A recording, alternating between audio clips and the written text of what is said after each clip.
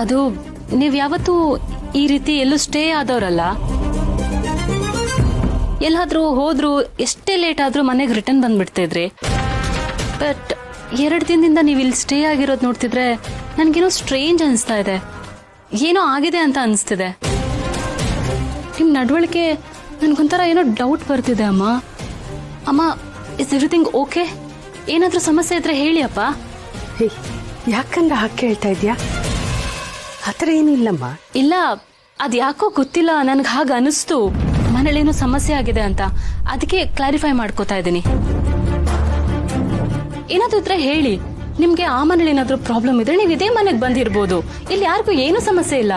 ಅಯ್ಯೋ, ಏನ್ ಹೇಳ್ತಿದ್ಯಾ ಕಂದ ನೀನು? ಹಳೆಯಂದ್ರು ಮನೇಲಿ ನಾವ್ ಹೇಗಿರಕ್ಕಾಗತ್ತೆ? ಯಾಕಪ್ಪ ಇರಬಾರ್ದು? ಅಪ್ಪ ಅಮ್ಮನ ಸಾಕೋ ಸೌಭಾಗ್ಯ ನಮಗೂ ಸಿಗ್ಲಿ ಬಿಡಿ, ಅದ್ರಲ್ಲೇನ್ ತಪ್ಪಿದೆ? ಓಹೋ, ಅಪ್ಪ ಅಮ್ಮನ ಬರೀ ಗಂಡ್ಮಕ್ಳು ಮಾತ್ರ ನೋಡ್ಕೋಬೇಕು ಅಂತ ರೂಲ್ಸ್ ಏನಾದ್ರೂ ಇದೆಯಾ? ಇಲ್ಲ ತಾನೆ, ನಾವು ಮಕ್ಕಳೇ ಅಲ್ವಾ?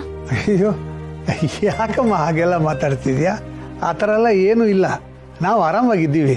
ಇಲ್ಲ ಅಪ್ಪ, ನಿಮ್ ಮಾತ್ ಕೇಳ್ತಿದ್ರೆ ನನ್ಗೆ ಹಾಗ ಅನಿಸ್ತಾ ಇಲ್ಲ. ಅಣ್ಣ ಏನೋ ಮಾಡಿದಾನೆ ಅಂತ ಅನ್ಸ್ತಿದೆ.